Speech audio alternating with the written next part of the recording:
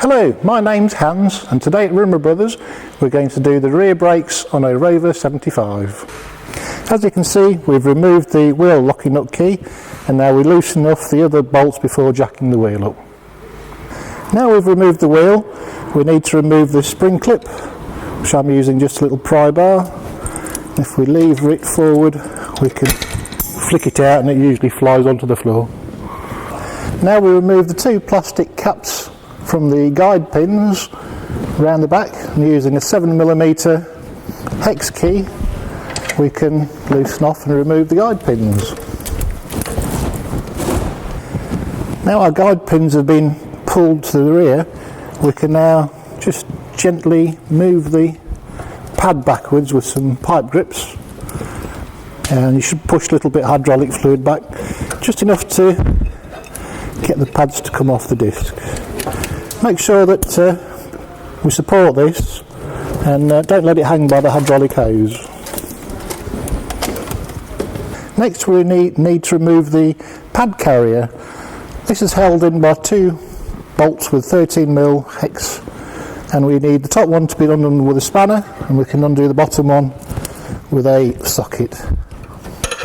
Now we've moved the carrier, we can now remove the disc. We're using a T50 spline, and that's come off quite nicely. We can now hopefully remove the disc. If the disc won't come off, we need to line up one of the holes with the adjuster, and using a screwdriver through the disc, retract, move this round so that the shoes retract inwards and allow us to remove the disc.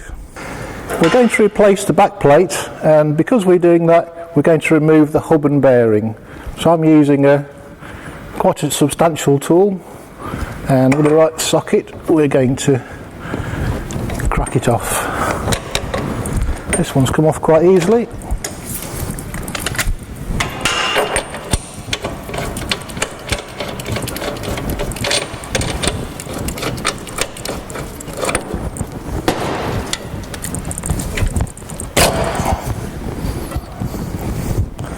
As you can see, the inner part of the race is stuck onto the shaft.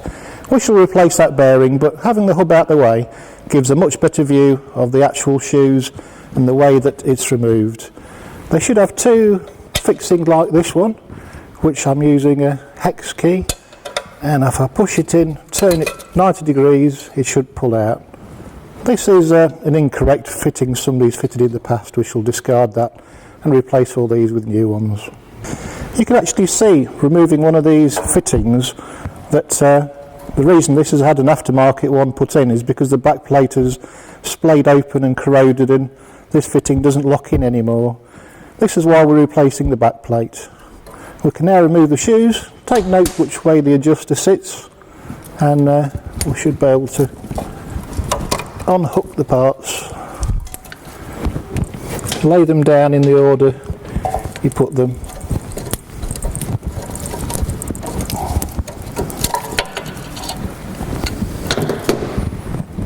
Carefully remove the handbrake spreader adjustment. Note how it hooks into the cable and place that in position. We can now undo these bolts here with an 8mm hex drive and remove the back plate. Because this inner race is stuck onto the shaft, we're going to have to remove it before the back plate. I'm having to heat it up with a blowtorch. When it's warmed up sufficiently we can try and top it off the shaft. Problem we have now is the outer cable of the handbrake is actually corroded into this tube here, and we need to pull it outwards, but we can't get to the outside because it's in this radius arm. So what I'm going to do is squirt some WD-40 or some fluid in here, and using an 8mm socket hopefully push the cable through.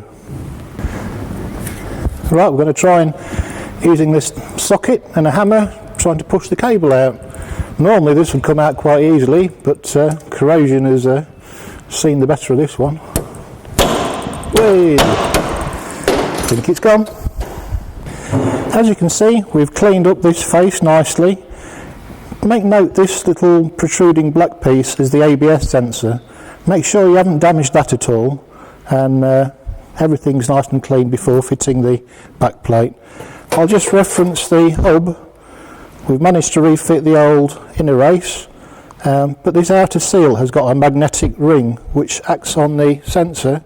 If this is at all damaged, you must replace the complete bearing. We've managed to get away with this one. We're now going to refit the back plate. Carefully insert the handbrake cable through the hole, line it up and insert the 4 bolts. We've tightened up the 4 back plate screws. We're now going to fit the handbrake adjuster, sort of spreader mechanism. That hooks into the nipple of the outer cable. Carefully shut the thing and then balance it on there.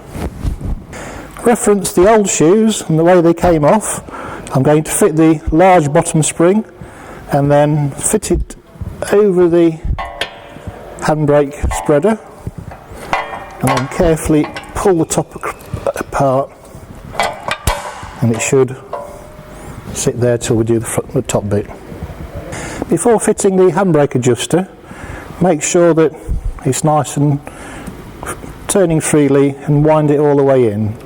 We can now insert that bit onto the top of the shoes carefully and then fit this top spring. Now we have the shoes fitted and all the springs, we can fit these retaining pegs. They lock in, and I'm using the new ones of a posi drive, and we just pop them through there, line them up with the slot, push in, turn 90 degrees and let go.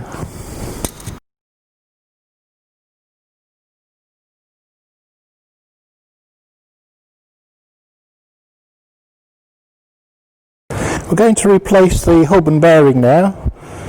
Make note and careful of any damage to this magnetic ring as we fit it back on. We fit the hub carefully on.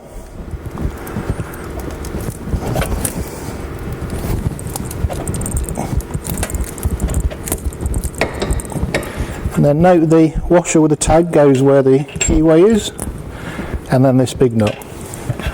We screw that on and tighten it up to 210 Newton meters. Note I've also cleaned up the face for the disc as well. Now we've tightened the nut up, we can use the edge of a cold chisel, carefully line it up with the slot and tap it on the top. Just make sure it's lined up.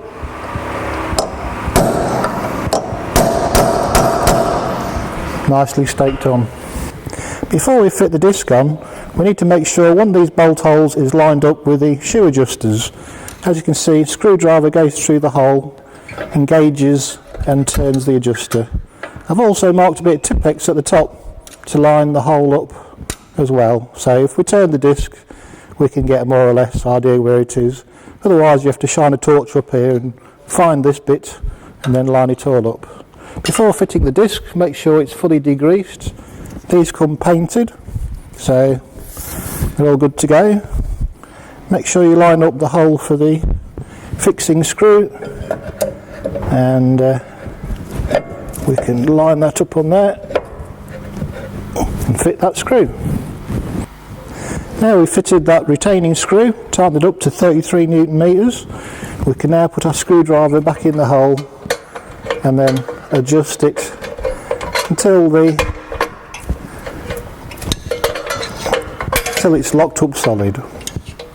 Now the disc is nicely locked, we can now undo it about 5 turns on the notches. Now we've undone the adjuster by about 5 or 6 notches, it should rotate nicely, and now we can go on to doing the disc pads and the carrier. Before replacing the pad carrier, I'm going to remove the old pads and then retract the piston. We'll clean up all the loose rust.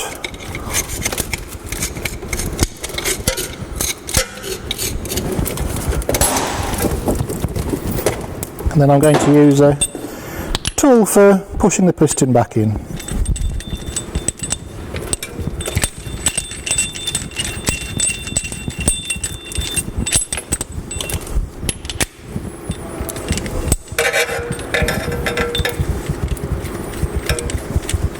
You can use this or a G-clamp.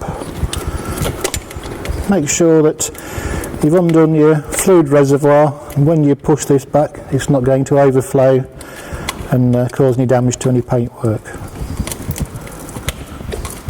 Before fitting the pad carrier, I've used a scraper and a file, and I've cleaned up all these surfaces before greasing them, and then I've tried the pads in there to make sure they fit nicely, and then we can copper slip them, get a good coating before replacing them onto the vehicle. As you can see, we've greased it up nicely. Carefully position it, and we can hopefully line the two bolts up at the back. Now we've tightened up the carrier bolts, we can put the pads on. We're going to insert that one there, and that goes into the piston in here. Just got to be careful to make sure we don't bend the tangs as it pops in.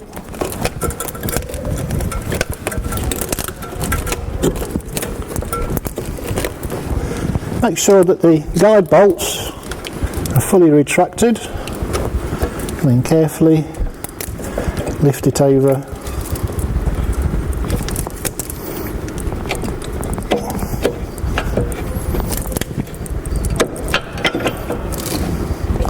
Now we can tighten up the guide pins. Before tightening up the caliper guide pins, we might need to remove it to insert the sensor wire. I'm going to show you fitting this with it off the vehicle because it's easier for the camera to show you what's going on. This fits in that slot there, and while it should pop in like that, just to push it a little bit more, it'll pop in and stay in.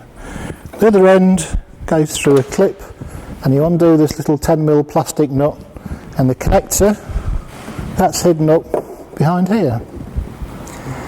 Now we can tighten up the guide pins, and when we've tightened those, we can fit these plastic caps, and lastly fit this retaining clip.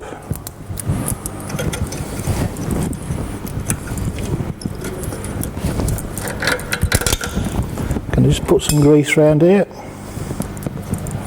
stop the wheel sticking to it.